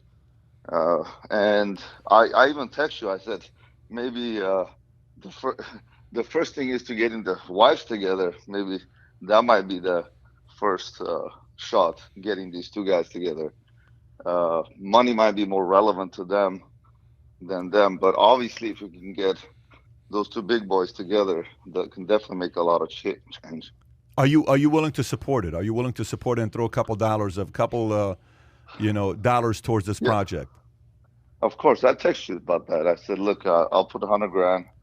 No question about it. If you can get this done, I'm more willing to be part of it. We got another $100,000. So now we're at $5.6 million. The numbers have changed. So Alfred, $100,000 towards this becoming a reality. Brother, appreciate you. I miss you, and I can't wait when I'm in LA for us to go to Rafi's place together. And I know we're talking right now about figuring something out. Yeah, for sure, man, for sure. Afo John Tamarin, I'm in comments about every. You got it, man. You got it. Take care. You say hello to everybody. My man, I will. Bye-bye. So we're at $5.6 million now, okay? And you got $600,000 in the last 4 minutes was raised, okay? Just want to let you know. We haven't even started yet, right? So we're at $5.6 million. That's a lot of bolivars. It's just a couple of the text messages that got through the clutter that got to you. Imagine everything else. Yeah. Pat, I'll contribute. I get paid this Friday, so I'll get with you then. Tell your boss to pay you a little bit more. You know what? Seriously, ask for a raise or something. By the way, we got a bunch of people just all of a sudden started. Let me see here. Myron Hyman, $20. Myron Hyman, another $5. He threw $25 into it. Thank you. Surfania, $20. Jorge Lopez, $5. Arsenal fan, $5. My small contribution to getting these two Goliaths in the same room together. We'll appreciate you. Everything helps. D&D Furniture, $5. He says $1,000, but it only says $5, so you may want to update that. Alex H, $20. Here's a little one. I appreciate that. Supreme Seon gave another 20. I love this country and I love this podcast. Thank you. Turson Tash, Go America, $25. Daryl Hamill, Make It Happen, PBD, $50. Thank you, Daryl. Willie Figueroa, another $50. Kevin Fisher, $10. Just Jen, $25. Make it happen. Cooper Lobo, $10. Gyotzvin Kripik, $100. I would love to see that interview happen as well. Home of the Free, $10 from Hugo Munoz. It would be very, seriously, if this were to ever happen, I think the spirit in America would go to a whole different level.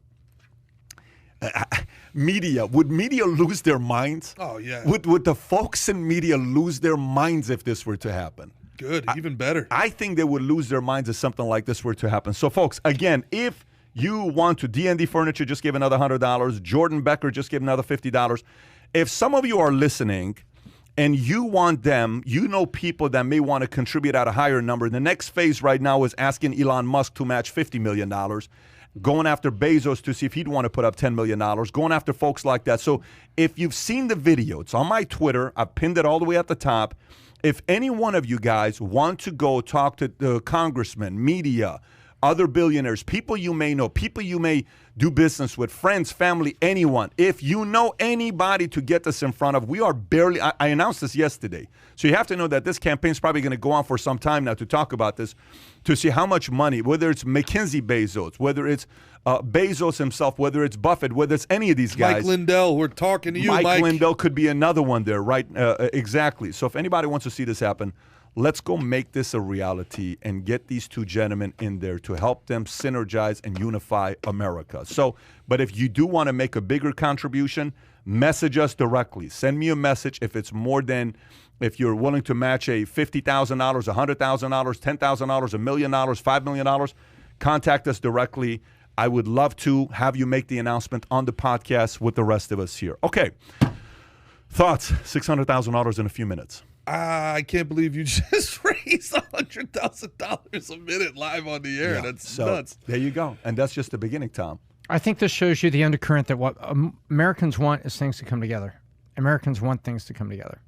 And as much as they fight and as much as we bicker, remember, we're only one morning on 9/11 from coming together and demonstrating just how unified we really are. But do we really fight and bigger that much, Tom? Or does the media tell us that things like this is what I'm talking about? Like the world that the media tells me exists every night is not the world I wake up in every morning. No, it's really not, though. No, regardless of the point of manipulation, we do fight and bicker. Now, are we manipulated into a lot of this? Damn straight.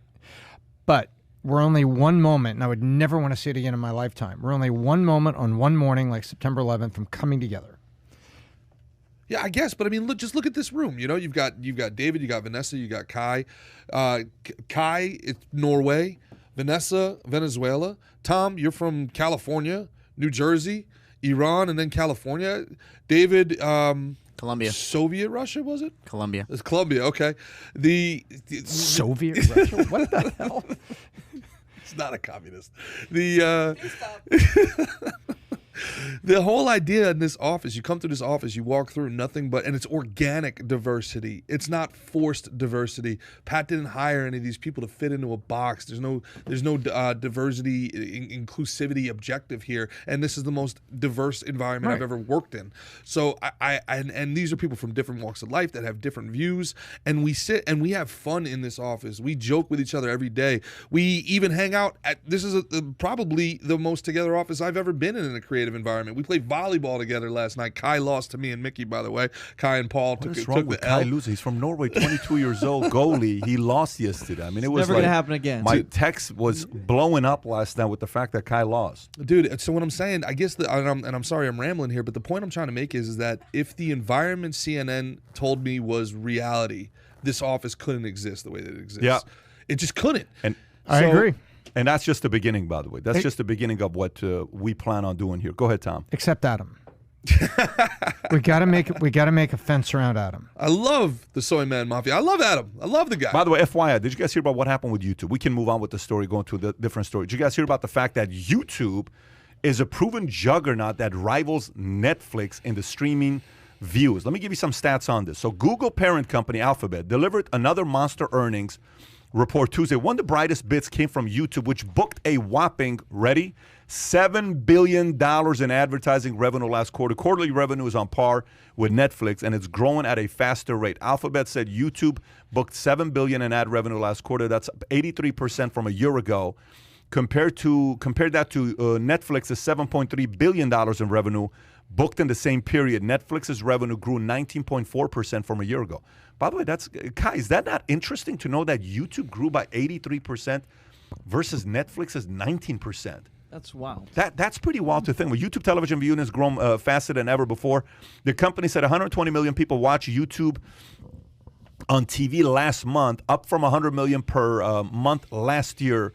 Up from 100 million a month from last year's 20%. YouTube's TikTok rival is also growing. Short-term video is the dominant trend on social media today, with TikTok's leading on charge. YouTube has its own short-form video service, YouTube Shorts, designed to compete with TikTok. Alphabet didn't disclose how many people are using YouTube Shorts, but said viewing metrics jumped from 6.5 billion views per day in March to 15 billion views a day in end of last quarter. So YouTube beating Netflix. Tom, are you surprised by this? No, we kind of talked about a little bit of this. We were talking about Disney Plus like about a month and a half ago here on the podcast.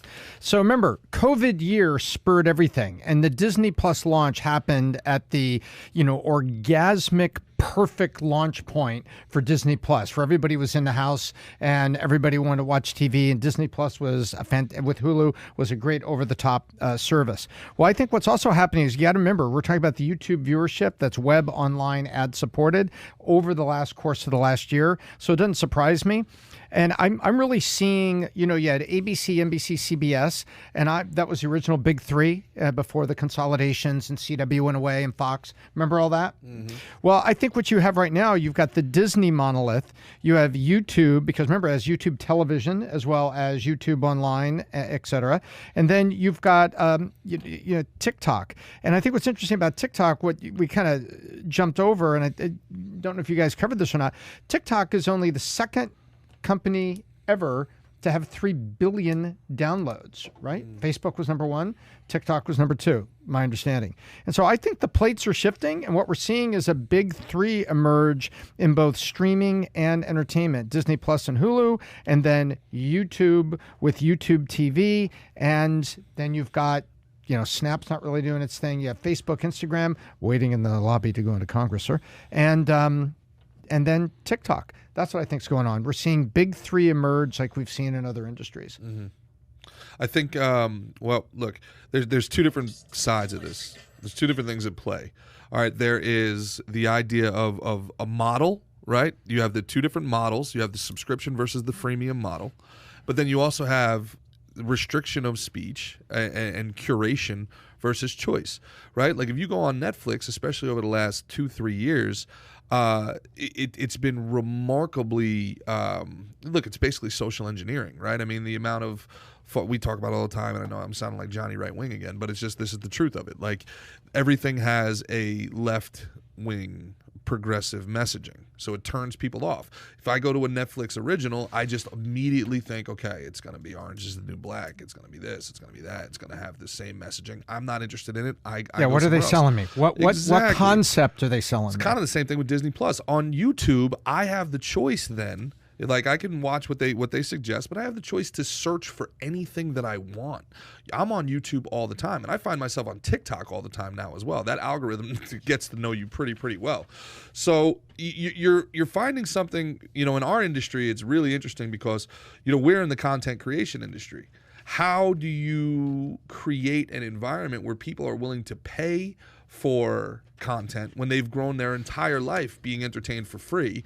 And also, how do you present them with content when they themselves have chosen the content that they want their whole life? This is how iTunes changed the game, and this is how YouTube is defeating Netflix. Long term, who wins, Netflix or YouTube? I think free choice wins, man. the ability to choose exactly what you want to watch, when you want to watch, and to be able to watch it for free it's an unbeatable. I don't You think long-term Netflix or YouTube wins? Folks, if you're watching this, long-term who wins? Netflix or YouTube? I think you're we're talking about two different things. We're talking about long-form creation and Yeah. episodical that Netflix does, which takes longer to build millions and millions and millions of dollars per new show concept versus independently ran channels where people are creating their own Correct. content. Yeah. So who wins long-term? YouTube. YouTube on that platform wins long-term, and I think they are going to find out pretty quick that they need to allow the conservative voice a little bit more latitude, and I think they're going to learn that thanks to the Facebook hearings that are coming up. You think so? Because right now they're probably sitting there saying our strategy is working. We're up 83%. You don't know what you're talking about. 19%. Tom. No. Netflix is up 19%. Yeah. YouTube is up 83%. Yeah. You think YouTube is saying, Tom,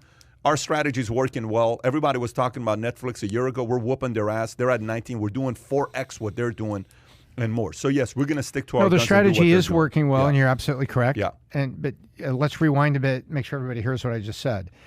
Facebook is heading into hearings, right? They're coming. Yeah. You got all the new people that are chairing FTC, and you hear the statements they're making even yesterday. Yeah. Those people are not happy with Facebook and the targeting, and Facebook is trying to pander to the Americans by writing a foil board with an American flag while John Denver music plays, right? So I think right now, are YouTube's sales executives thinking? No. Yeah. They're exactly what you're saying, Pat. You're right.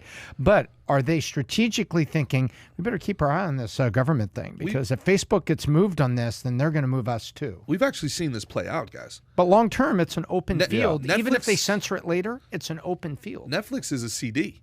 You might have one show that you really want on Netflix. You want to watch House and Cards, so you got Netflix. Yeah. Same way when I wanted to listen to Rough Riders Anthem, I had to buy It's Dark and Hell's Hot. I had to buy DMX's whole CD.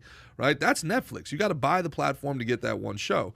Where I see YouTube as iTunes. I can just pick the one thing that I like, and then I'll go to something else. So we saw this play out. iTunes destroyed the CD industry. There's no CDs anymore. You don't need to buy a whole I think album that's anymore. a great metaphor. That's where we're at. We I think it's a saw great it play metaphor. out. You know? So long term. Although every now and then, Netflix does something good like Drive to Survive. So it's awesome. And question though Cars for and you. Comedians Question though And for you. it's unscripted. Tom, It's- who is less likely to have a competitor take market share away from them? Okay, Facebook, YouTube, or Twitter? Who is least likely to have a direct competitor and take market share away from? I'm talking a good amount of market share. YouTube. Least likely. I think so. Least likely. Because the amount of server space you would have to compete is like remarkable. You'd have to like kind of like competing against a bottling company like Pepsi or Coke. Yeah. Okay. So who's second least likely? Do you agree with him, by the way, YouTube being number one? Yes. Okay. Who's your second least likely? Facebook or Twitter? Facebook. Facebook is second. So Twitter is easier to go up against than Facebook or YouTube. Put it this way, Facebook tried to compete with YouTube twice. They had Facebook Watch and they had IGTV. They tried to roll out not one but two different IPs just to try to match YouTube, and they failed. You agree with them? You agree with them? Yes, on the list? I do. And what he in the middle of an argument, you can add to that is they were also the first one with the big bank going out to pay creators. Mm-hmm. Well, Facebook tried to I'm talking about a couple Facebook years ago. Yeah, had the big bank. They were like, hey, 3xing the CPMs. They were literally we're going to spend $500 million, $5 million at a time on 100 different shows. Remember that? Yep. And they went over to WME, and WME happily took their money. I think the model in the future is. It's so funny, man. I was talking to Phil about this last night, and I'm like, he was talking about Jake Paul, and I'm like, this is the future. This is not an anomaly. It's you get an X amount of people doing prank videos, then you become a music artist, and you get an X amount of people doing that, and then you do a podcast, and you get an X amount of people doing that. You look up, you've got a couple million followers. You can do whatever you want. I'm going to be a boxer. No, you're not. Well, there's 4 million people willing to watch me that says I can box. Jake, buddy, come, let's have a fight. Yeah. Get a marketplace first. Talking about Jake Paul, here's what Jake Paul just said yesterday. I don't know if you guys saw that or not. Jake Paul claims he and his brother Logan Paul will run for president when they turn 35 years old after YouTube and boxing careers. This is a son's story. Jake, 24 years old, Logan, 26 years old, will run for president 2032. During an interview with Overtime, Jake was asked who would be more likely to become a U.S. president out of himself or L.A. Lakers superstar LeBron James. And even though he admitted that basketball would be more likely to be voted into the White House, he then announced his intention to run for president when he turned 35 years old. He says, I'm running for president, but I'm not even 35 yet. My brother and I would run for president in 2032. That's when we're eligible. We're still figuring this thing out. I might be president. He might be president. I think we're going to flip a coin and see who gets to be the president versus who's VP. By the way, I've been saying this for a while, that I think the polls, one of them is going to be the president. I think more likely either one of them has enough audacity to do it, but I think eventually one of these guys is going to be the president. Can you see a President Paul? You know, why not?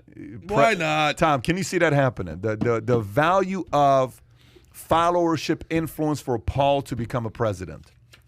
You know, when has a celebrity ever like made it to like a major political office? Ronald well, Reagan. actually, except that wrestler that became governor of Minnesota. That's right. Oh yeah, and Schwarzenegger became governor of California. Oh crap! It could happen. How about the actor who became a president 2-term, and then the other guy who had a show for 15 years, Apprentice, that became a president? So is it inevitable that one of these guys is going to be a president? There you go again. I always felt that I was destined to lead this country. That's more Reagan than the other one was Obama, by the way. The other one was kind of like Elvis Presley when I was thinking about it. Well, for Obama, I got to smoke a pack of Salems and get the rough voice. Oh, really? Did he smoke Salem or no? Dude, Obama secretly... No, not Obama. Reagan. Was Reagan a smoker? I don't know if Reagan was a smoker. Early on, he was in... All the celebrities were everybody was smoking cigarettes back in the days. Man, you know, dude, like this is one of those things. Like, we're a democratic republic, I get it, but man, oh man, like there's something sometimes where I'm just like, we kind of should just go back to like a council of elders. Like let's just have a council of elders. Let's get like a couple of oligarchs together and hope we get the right ones, man. Because like, look, give them a podcast. Let's go for it, man. Like, you know, this one of the great things about our government is that they force us to believe that they actually doing something. All of Congress can be done like Tinder. We can all have votes on our phone every day and just right swipe or left swipe, and we can do all their jobs from our phone, man. So who knows, dude? Who knows? Look, do you think Jake and Logan Paul would be good presidents? I bet you they'd probably be better than people would think, because again, they're so egocentric and they're so legacy dependent. They would probably get really good people around them to implement some things. I don't know. I would love to see that campaign, though. I have to be honest.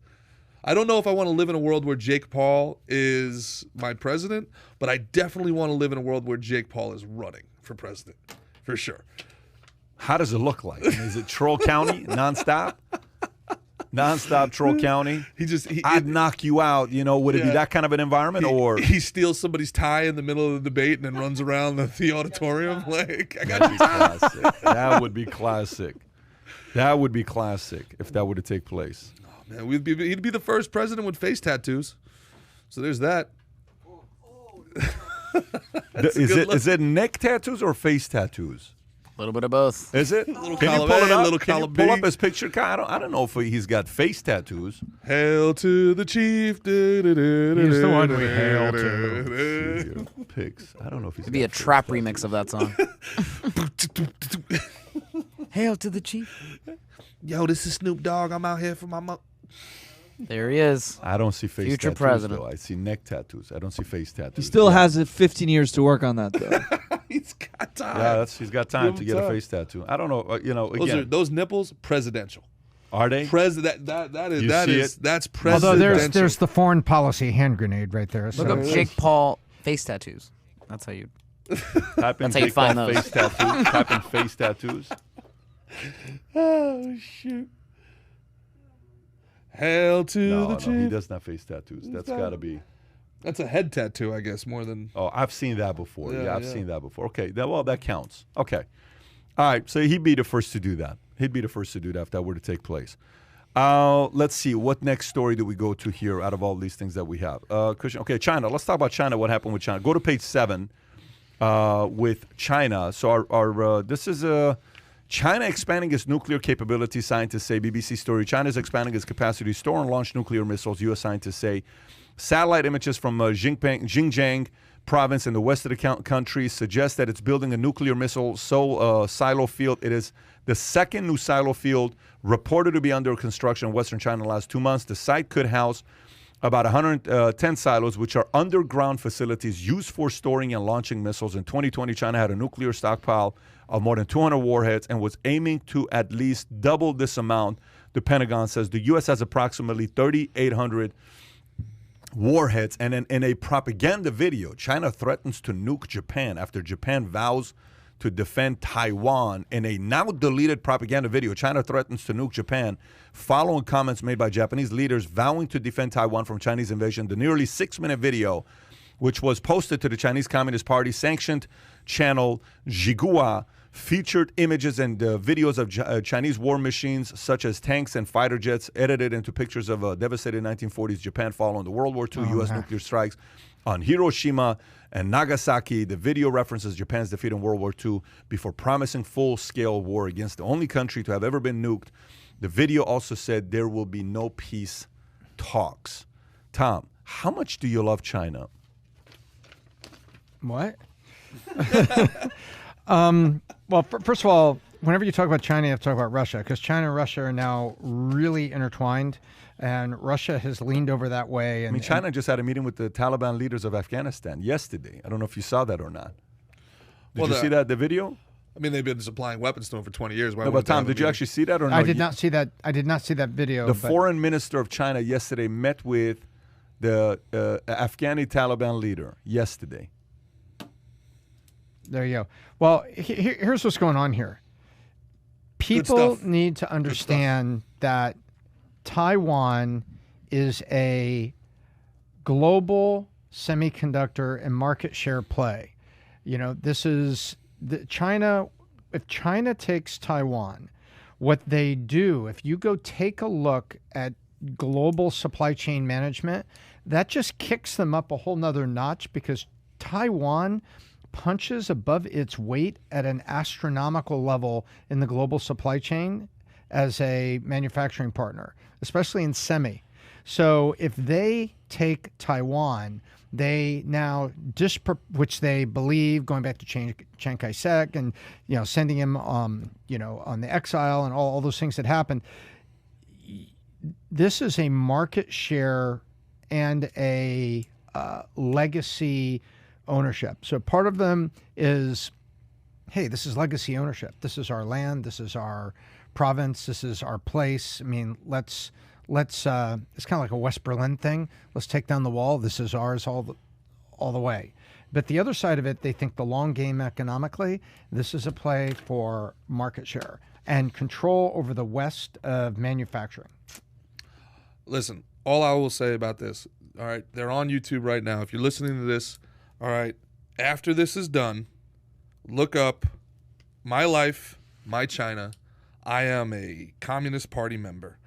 Just go into your bar after this is over and check Chinese Communist Party member and watch those videos.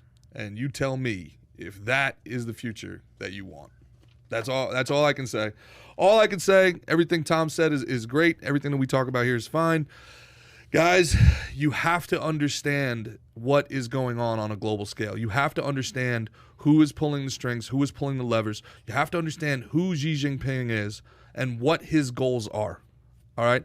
And part of what we are looking for in the future, if you don't understand what we talked about on Tuesday when we're talking about a social score, if you don't understand, all right, and you want an actual human element that goes beyond the politics and the economics and the high-level concepts that we talk about here, and you just want to see for yourself what loss of anonymity looks like, what loss of agency looks like, search Chinese Communist Party member and watch those videos. That's all I'll say.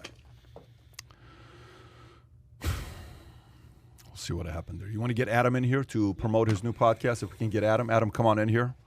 Adam's been hiding back there the entire time. It's a great day to have a good day, folks. Enjoy your weekend. Thank you, Valuetainers. Yes. Appreciate you. Adam, tell us, what is happening, Adam? Tell us about your... Can we get a camera of me and Gerard hugging? Sure, of course. Possible? Of course. Buddy, first of all, put your mask on next time you come in here. Thanks, big Adam, where's your mask? Where's your mask? I left it in the car, Pat. How we all doing? You left Great it in show. the car? Hey, I got to tell you, Tom, the SOS. the David Camp David Accords with Jimmy Carter, and that was good stuff. Great reference. How you feeling, Pat? How you feeling, man? Man, I feel great. I did my morning workout. You know what I do. It feels weird to be on the right.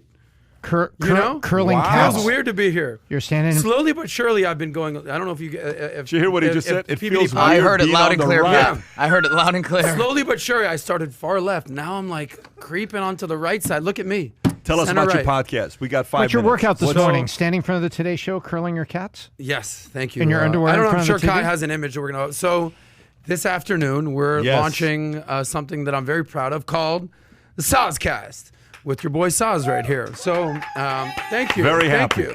Happy to be doing this. So basically, I started on this endeavor. I met Pat in probably 2012. We were working out in the gym. I wasn't curling cats at the time, almost 9 years ago. And we just started up a conversation, They were a little kittens back dialogue. then, right? Kittens. Tom, let me get in here. And we just started talking, and we were in the same industry, insurance, finance, and they were just two dudes in the gym working out at this conference called NALBA. And I had just started in the industry a few years. You had just started PHP a few years. We were like the only 30-somethings in this, what I call MP, male, pale, and stale crowd. No offense.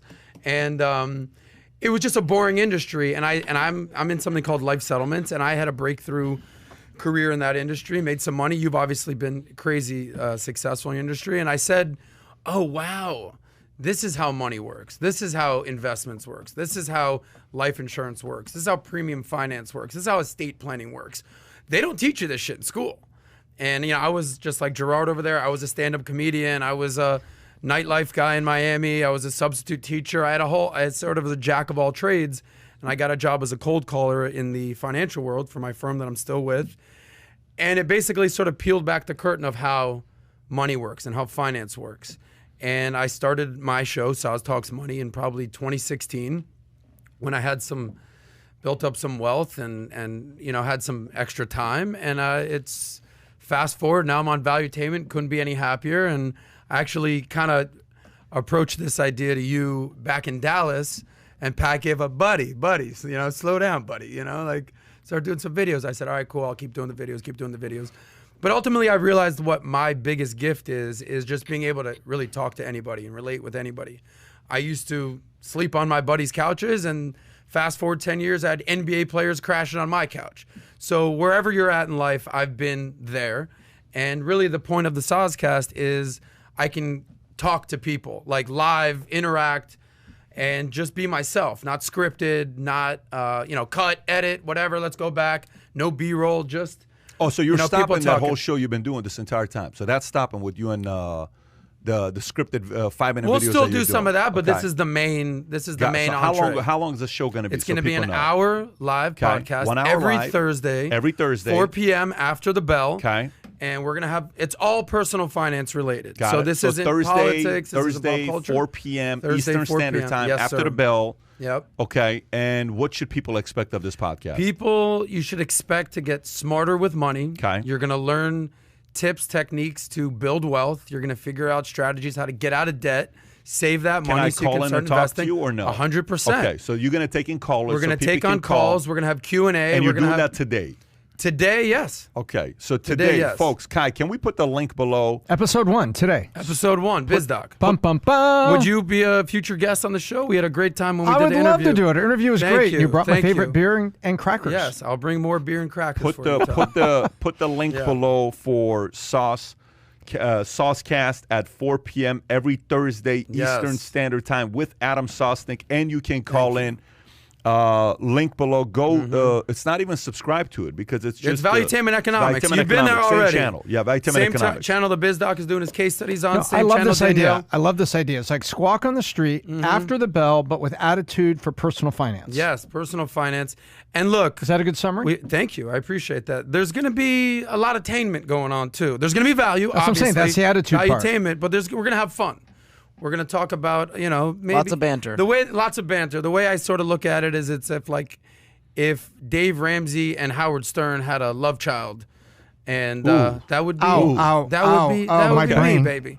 Personal finance, but we're gonna have some fun. I love it. Pat, maybe you'd be a guest one of these days. We'll see. Like tables will turn. I actually think this is gonna do great. I think people are gonna be able to call in and see a different side of you and just kind of talking to you about money, how you went from being a comedian in Denver, Colorado, trying to figure out a way where you can do that. You're broke, you don't have any money to do anything, to being a cash millionaire. I think people need to learn nowadays how to be a cash millionaire, and you can definitely share with them some tips on how to do so. Folks, today, every Thursday, 4 p.m. Eastern Standard Time, 1 hour, Saucecast. Go click, what is that button you click to be alerted when the live goes up, Kai? What is that? The bell. The bell. Is it the bell? Thank you, David. Yeah, the bell today, Thursday, 4 p.m. Adam, happy for you. Looking forward to seeing that show. And I'd like to say one last thing. Tell us. I loved what you did with your video with Obama Trump. I know we've been talking about that for a few weeks. And respect.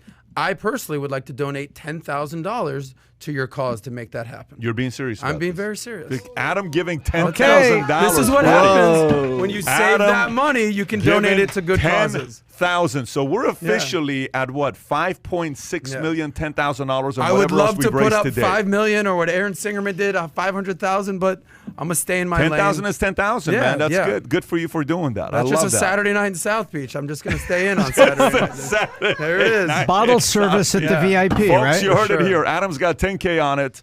And go make sure you do not miss Saucecast today, 4 p.m. Eastern Standard Time. With that being said, are we doing it again next Tuesday, same time? Yes, sir. Same Calendar's time. the same way. Calendar's next the same. Tuesday, 9 a.m., back here on the PBD podcast. But today, 4 p.m. with Saucecast on Valuetainment Economics. Have a great weekend, everybody. Good to see you, Take care. PBD. Glad to be here. Bye-bye.